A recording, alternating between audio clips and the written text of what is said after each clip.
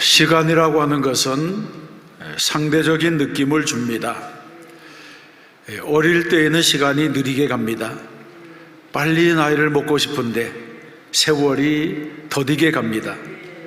한 살 더 먹는데 10년이 걸리는 것 같습니다. 그래서 머리도 길러보고 또 수염도 길러봅니다. 그런데 나이가 들면 들수록 시간이 빨리 지나갑니다. 그래서 아무리 오래 살아도 잠깐 살았다고 말하는 것이 인생이라고 할 수가 있습니다. 40대에는 2년 간격으로 한 해가 지나가다가 50대에는 한 해가 5년 간격으로 지나가고 60대에는 10년 간격으로 간다고 하는 말이 있습니다. 그만큼 시간에 흘러가는 것이 빠르게 느껴집니다. 16절에서 예수님께서는 조금만 있으면 너희가 나를 보지 못하겠고 또 조금만 있으면 나를 보리라 이렇게 말씀했습니다. 여기에서 말씀하는 조금만 있으면이라고 하는 이 말씀은 잠깐이라고 하는 시간적인 의미입니다. 이 말씀은 최후의 만찬을 마치시고 마가의 다락방에서 설교하실 때 주신 말씀입니다. 이제 곧 겟세마네 동산의 기도가 있을 것이고 가룟 유다의 배신이 있을 것이고 가야바의 뜰로 빌라도의 법정으로 마침내 비아 돌로로사를 거쳐서 갈보리 언덕에서 십자가에 달리실 일을 앞에 두고 하신 말씀입니다. 조금 있으면 보지 못하겠고 조금 있으면 보리라고 하는 이 말씀을 문자적으로 해석한다면 이제 9시간만 지나면 내가 십자가에 못 박혀 죽을 것이다. 그리고 나흘만 지나면 무덤에서 부활할 것이다. 9시간만 지나면 나를 보지 못할 것이고 나흘만 지나면 다시 보게 될 것이라 이 말씀이라고 할 수 있습니다. 우리는 이 말씀에서 예수님의 시간관을 살짝 들여다볼 수가 있습니다. 예수님께는 9시간도 잠깐이고 나흘도 잠깐입니다.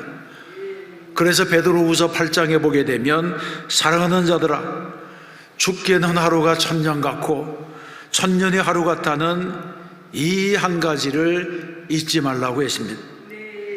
예수님께는 시간의 길이보다는 시간의 내용, 시간의 의미가 더 중요하다는 것입니다.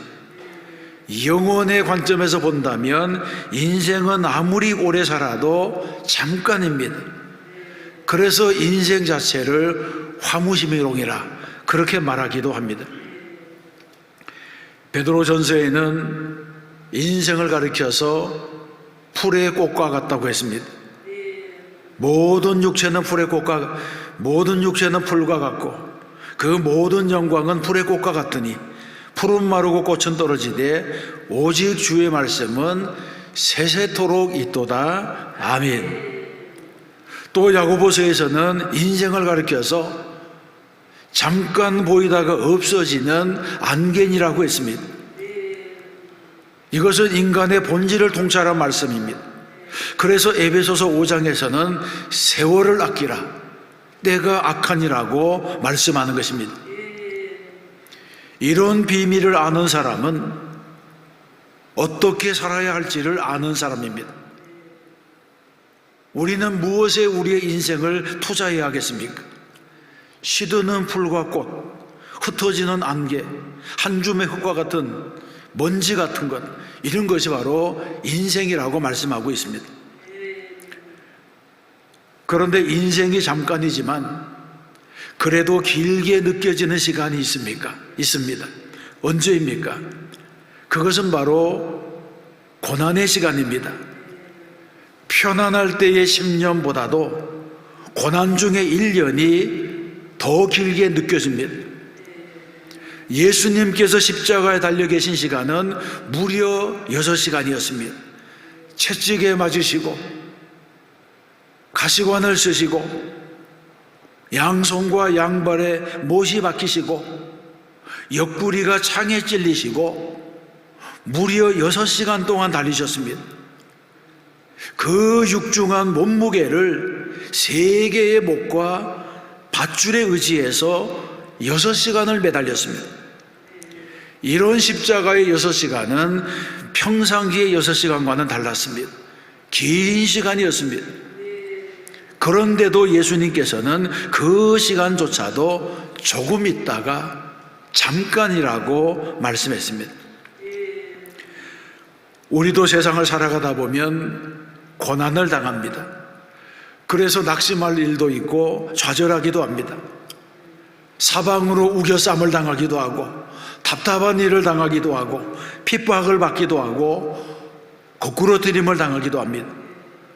다른 사람의 암보다는 내 감기가 더 심각하다고 하는 그 내 고통이 정말 길게 느껴질 때가 있습니다.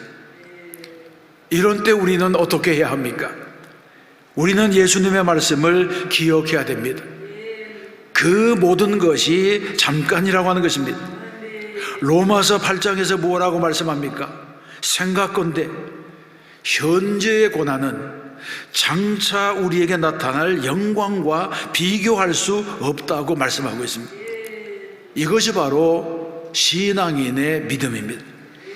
그래서 믿음의 사람은 고난 중에서라도 장차 얻게 될 영광에 주목하게 됩니다. 애벌레도 고치를 뚫고 나오지 못하면 나비가 될 수 없고, 병아리도 알을 깨고 나오지 않으면 부화할 수 없기 때문에 껍질을 깨트리는 수고를 합니다. 그러나 그 수고는 잠깐입니다. 저와 여러분의 수고도 바로 그런 잠깐에 속한 줄로 믿습니다. 이 잠깐이라고 하는 말에는 여러 가지 의미가 있습니다. 먼저 잠깐은 시간적으로 짧다는 의미입니다. 우리가 겪고 있는 고통의 시간이 길다고 하더라도 절대적인 시간에 비교한다면 그것은 긴 시간이 아닙니다. 우리가 겪는 고난의 시간이 당사자에게는 엄청나게 긴 시간으로 느껴질지라도 지나고 보면 긴 시간이 아닙니다. 5년, 10년을 죽을 고생하고 그 사람이 성공했다고 한다면 그 시간은 인생 전체를 놓고 볼 때의 짧은 시간입니다. 그래서 우리는 고난의 시간을 객관화시켜 볼 필요가 있다는 것입니다. 또 잠깐은 제한된 시간을 의미합니다. 그 시간에는 끝이 있다는 것입니다. 하나님의 백성들이 당하는 고난, 고통에는 반드시 끝이 있습니다. 고난의 때에는 마치 이 고난이 끝이 없을 것까지 생각이 돼서 낙심하게 됩니다. 그러나 우리가 당하는 고난에는 언젠가는 끝이 있습니다. 초대교회 선교사에 보게 되면 어린 아들이 엄마와 함께 원형 경기장에 던져졌습니다. 바로 눈앞에서 사자가 으르렁거렸습니다. 그래서 아들이 엄마 품으로 파고들면서 무섭다고 했습니다. 그때 엄마가 말했습니다. 조금만 참아라. 곧 밝아질 것이라. 여러분, 이것은 순교를 앞두고 한 말 중에서 훌륭한 말입니다. 이것이 믿음입니다. 믿는 사람은 고난을 바라보는 시각이 다릅니다. 일제하 민족주의 언론사라고 하는 두꺼운 책이 있습니다. 그 책에 보게 되면 많은 애국지사들이 해방전 마지막 몇 년을 참지 못하고 변절자가 되고 일제의 굴복에서 역사에 오명을 남겼습니다. 대표적인 인물이 춘원 이광수, 육당 최남선, 이런 분들이 있었습니다. 해방을 불과 3년, 4년을 앞두고 변절했습니다. 몇 해만 더 참았더라면 얼마나 안타까운 일입니까? 그러나 그들의 입장에서는 우리는 30년간이나 참았다, 이렇게 말할 수도 있습니다. 그렇다고 하더라도 해방이, 광복이 3년, 4년밖에 남지 않았다는 것을 알았다면 변절했겠습니까? 잠깐 후면 해방이 되는데, 여러분, 고난도 잠깐이고 우리가 일할 날도 잠깐입니다. 시간이 많지 않습니다. 그러므로 100년을 산다고 하더라도 짧은 인생인데 이 짧은 인생을 낭비하며 살 수는 없습니다. 봉사도 헌신도 잠깐입니다. 따지고 보면 영원에 비해서 이 땅에서의 신앙생활은 잠깐입니다. 시간을 낭비해서는 안 됩니다. 모든 것이 기회입니다. 일하고 싶어도 일하지 못하는 날이 오게 됩니다. 그러므로 우리는 오늘의 최선을 다해야 하는 것입니다. 일생 동안 예수를 모르고 살아가다가 인생 말년에 예수님을 영접하고 은혜 받은 사람이 있습니다. 그런데 인생 말년에 예수를 믿게 된 이분이 나는 아무것도 드릴 것이 없어요, 그렇게 말하면서 눈물을 흘렸습니다. 이제 일어나서 걸을 힘도 없는데 어떤 봉사를 할 수가 있겠습니까? 제가 이탈리아에서 이민 목회를 할 때에 교인들 중에 성악가들이 많았습니다. 처음에 부임해 보니 주일 예배 시간, 주일 예배 헌금 시간에 특송을 하는 사람이 가물에 콩나듯이 간간히 있었습니다. 그래서 하루는 설교를 하다가 홍수에 먹을 물이 없다더니 성악가들이 이렇게 많은데 하나님께 찬양을 드릴 사람이 없느냐 탄식을 했습니다. 그리고는 사람이 항상 젊겠느냐, 사람이 항상 건강하겠느냐, 죽으면 썩을 몸, 살아있을 때 헌신해라, 그런 말을 했습니다. 그 후에 그 교회는 제가 국내로 돌아오는 날까지 특송자가 그치지 않았습니다. 그리고 성전을 건축하기 위해서 한국 순회 연주를 할 때마다 40명, 50명의 성악가들이 공부를 제쳐놓고 저와 함께 6주간을 헌신하며 따라다녔습니다.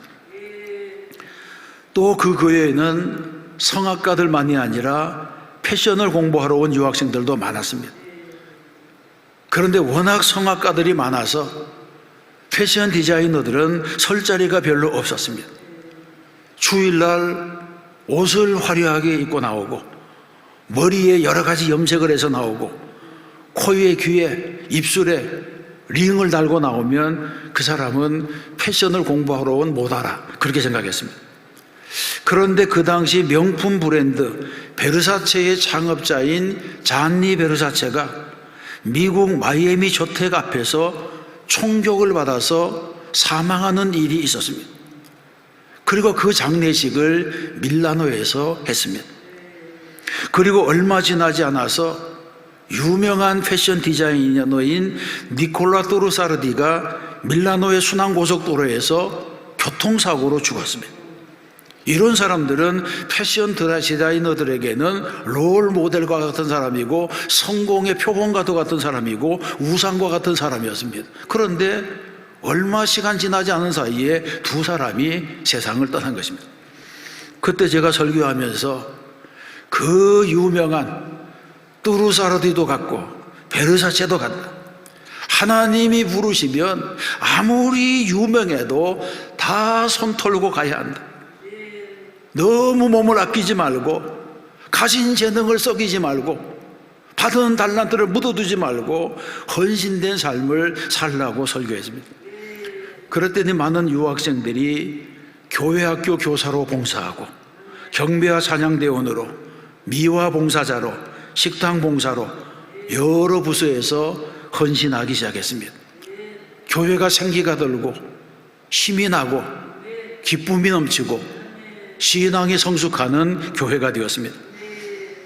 해외에 나와서 조용히 숨어서 공부만 하고 자신만을 위해서 살려고 작정했던 사람들이 모든 육체의 소욕을 이기고 세상의 가치관을 이기고 삶의 우선순위를 바꾸어서 주님께 헌신된 제자로 살기로 작정한 것입니다.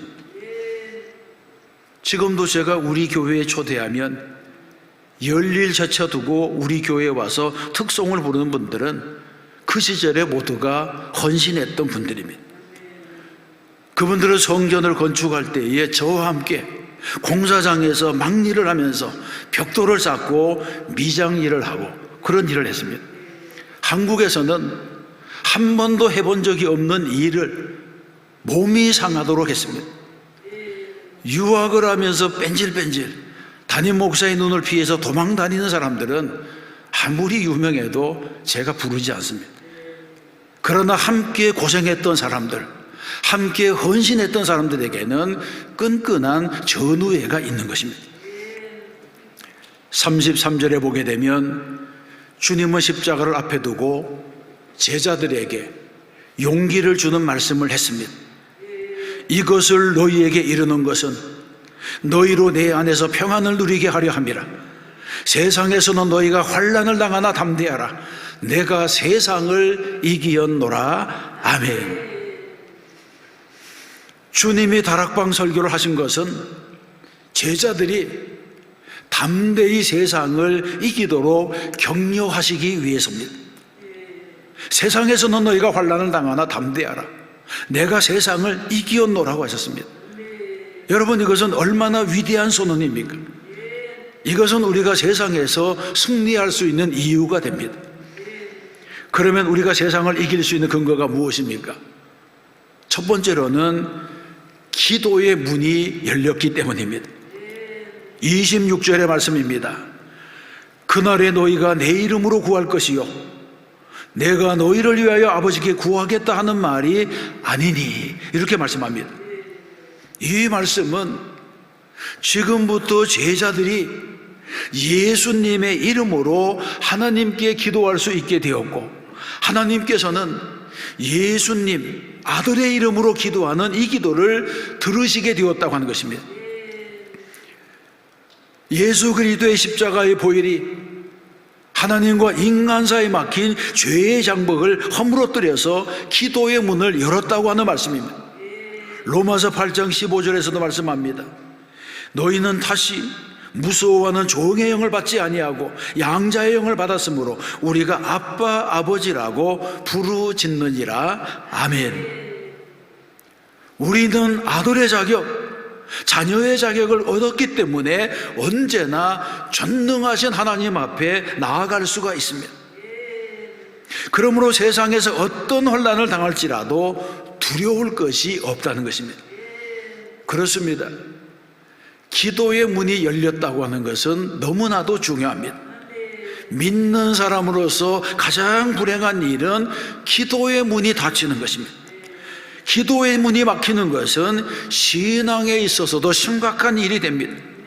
하나님께서 우리를 외면하시면 우리는 공중 권세 잡은 자들이 활개치는 이 세상에서 승리할 수가 없습니다. 기도의 문이 열리고 기도의 응답이 있는 축복을 받는 성도가 되시기를 축원합니다.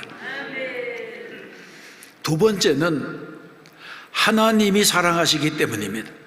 27절의 말씀입니다. 이는 너희가 나를 사랑하고 또 내가 하나님께로부터 온 줄 믿었으므로 아버지께서 친히 너희를 사랑하심이라. 아멘. 이 말씀에는 하나님께서 우리를 사랑하신 이유 두 가지가 나타나 있습니다. 먼저 우리가 예수님을 사랑하기 때문입니다. 이는 너희가 나를 사랑하고, 이 말씀에 의미가 있습니다. 이 말씀은 하나님께서 그 아들 예수님을 통하여 우리를 사랑하고 있음을 말씀하고 있습니다. 우리가 사랑받을 자격이 있기 때문이 아니고 하나님이 보내신 그 아들 예수님을 사랑한다고 하는 사실 때문에 하나님께서도 우리를 사랑하십니다. 이것이 바로 복음입니다. 또 다른 이유는 예수님께서 하나님께로부터 온 것을 우리가 믿었기 때문입니다. 27절 하반절에 보세요. 내가 하나님께로부터 온 줄 믿었으므로 아버지께서 친히 너희를 사랑하심이라고 했습니다. 하나님의 아들을 믿는 믿음 때문에 우리를 사랑해 주신다는 것입니다. 히브리서 11장에 말씀합니다.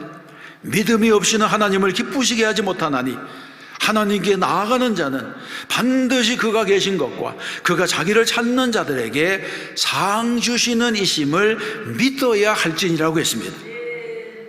믿음이 하나님을 기쁘시게 하는 것입니다. 우리는 믿는 자가 되어야 합니다. 예수님께서는 도마를 향하여 믿음이 없는 자가 되지 말고 믿는 자가 되라고 했습니다.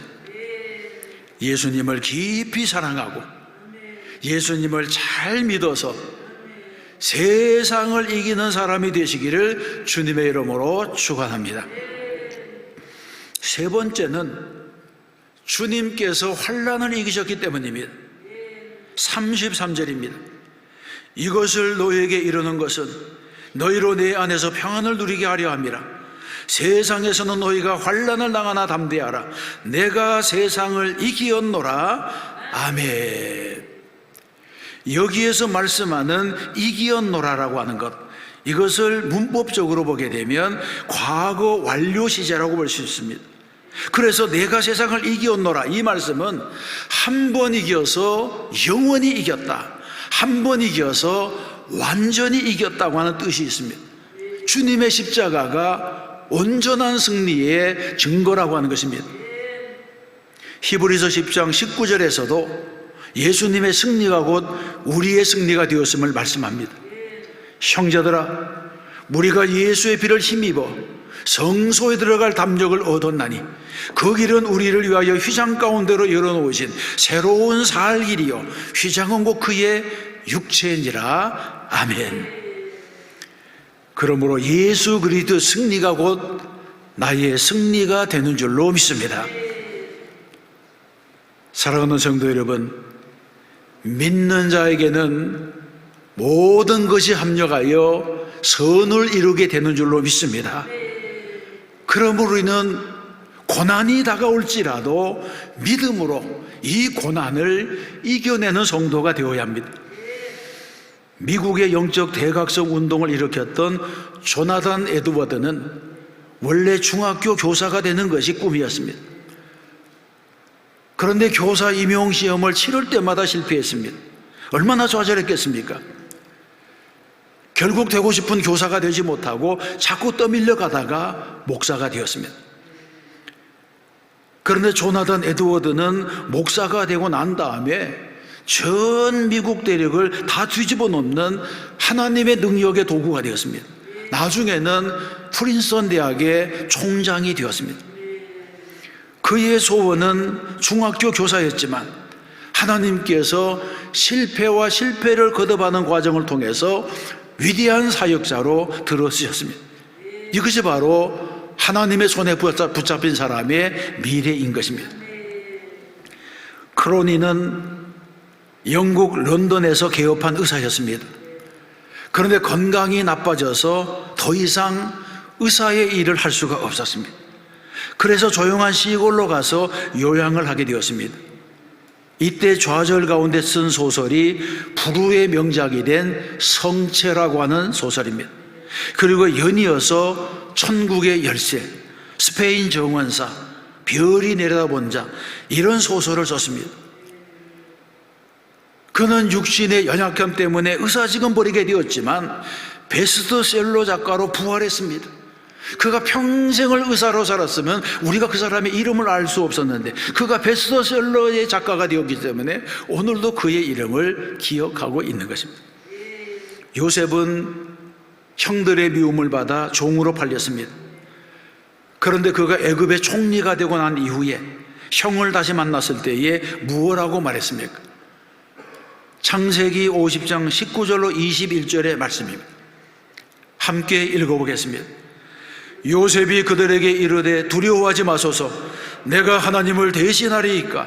당신들은 나를 해하려 하였으나 하나님은 그것을 선으로 바꾸사 오늘과 같이 많은 백성의 생명을 구원하게 하시려 하셨나니 당신들은 두려워하지 마소서. 아멘. 형들이 선한 일을 했다는 것이 아닙니다. 형들은 악한 일을 했지만 하나님께서 그것을 선이 되게 하셨다고 말씀합니다.